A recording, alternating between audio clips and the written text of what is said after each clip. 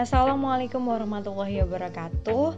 Selamat datang di presentasi paper dengan judul Sebuah Konstruksi Sosial Kebebasan Media Baru Podcast pada Generasi Millennials.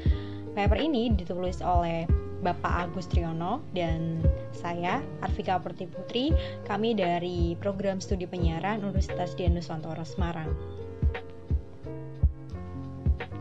Podcast berawal dari akronim iPod Broadcasting. Podcast sendiri sudah ada sejak Oktober 2014, bersamaan dengan spin-off storytelling Amerika, This American Life atau TOL yang sudah ada sejak tahun 1995. Nah, podcast pertama itu berjudul serial. Si serial ini ternyata mencapai rekor 1 juta unduhan per episode. Akhirnya ada sebuah fenomena disebut dengan The Serial Effect. Podcast dikenal dengan kebebasannya. Jadi sampai Chris Markham dia mengatakan bahwa kebebasan podcast adalah kebebasan untuk melepaskan produk ke belantara internet, dan kita hanya melihat apa yang akan terjadi dengan produk tersebut. Di Indonesia sendiri podcast baru marak beberapa tahun terakhir. Di sini ada 7 peringkat podcast yang banyak diakses oleh pendengar Indonesia pada tahun 2020 di bulan Februari. Box to Box kemudian melakukan sejumlah riset yang hasilnya adalah pendengar dari podcast memang sebagian besar adalah millennials, dan mereka mengajukan beberapa alasan kenapa mereka memilih podcast sebagai salah satu hal yang mereka dengarkan saat ini. Dengan semakin maraknya podcast, peneliti semakin ingin mengetahui apakah kebebasan kemudian benar-benar ada dalam ekologi podcast. Bagaimanakah agenda instruksi yang lahir dari kebebasan podcast? Untuk membedah penelitian ini, peneliti menggunakan penelitian kualitatif dengan analisis wacana kritis dari Furlock. Penelitian ini menggunakan 6 podcast teratas yang diakses oleh pengguna Indonesia di bulan Februari, dengan melakukan transkrip pada 3 episode pertama masing-masing podcast.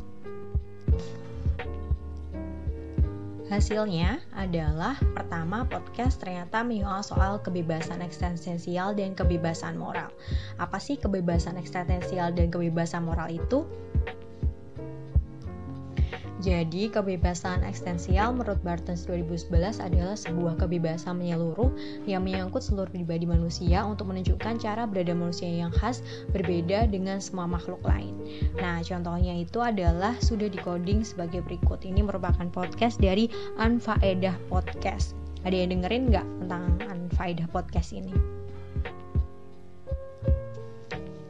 Selanjutnya adalah kebebasan moral. Jadi kebebasan moral ialah bila seseorang tidak mengalami tekanan atau paksaan moral.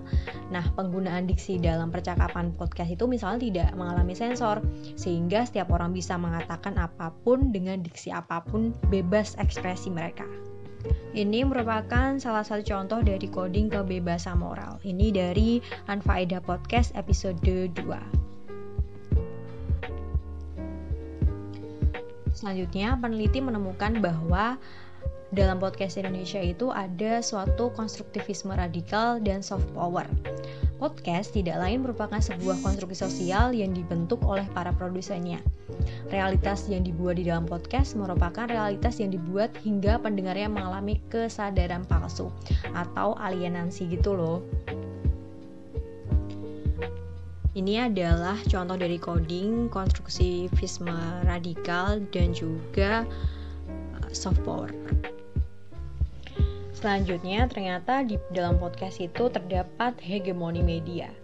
Jadi, pada akhirnya, podcast walaupun dia adalah media baru, media yang dikatakan alternatif, ternyata dia tetap didominasi oleh kaum borjuis Jakarta dengan segenap topik pembicaraannya. Ya pasti tentang Jakarta, tentang pekerjaan di Jakarta, tentang segala hal yang ada di Jakarta.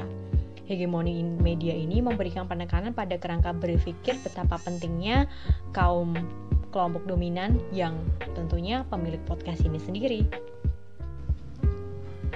Kemudian fakta berikutnya adalah ternyata si podcast ini merupakan duplikasi pembuatan konten dari media lain seperti YouTube.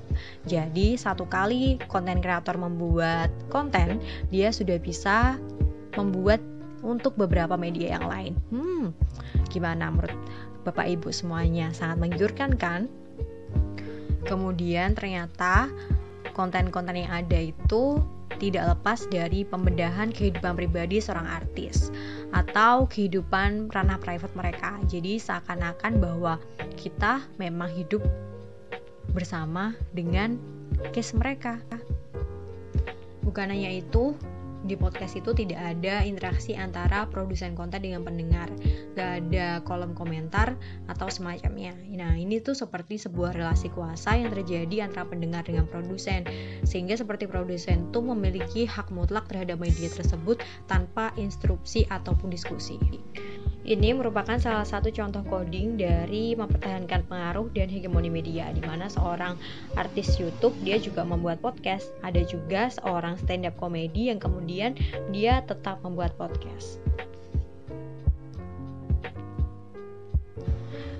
Akhirnya, kesimpulan dari penelitian ini adalah ternyata memang ada kebebasan dalam podcast, yaitu kebebasan moral dan kebebasan eksistensial. Namun, ternyata kebebasan ini tidak berlaku pada pendengarnya, karena ternyata pendengarnya itu mengalami alienasi, kesadaran semu yang terjadi pada pendengar podcast yang menempatkan pendengarnya pada realitas di luar realitas yang sebenarnya. Nah, selanjutnya, pada sebuah podcast itu ternyata juga ada konstruksi sosial radikal dan juga soft power antara pendengar dengan produsen, yang ternyata lagi-lagi media itu didominasi oleh hegemoni ideologi kultural metropolitan yang akhirnya ujung-ujungnya tetap kapitalisme menghasilkan uang dari monetisasi media. Sekian pemaparan presentasi dari kami. Terima kasih atas perhatian Bapak Ibu semuanya. Akhir kata, wassalamualaikum warahmatullahi wabarakatuh.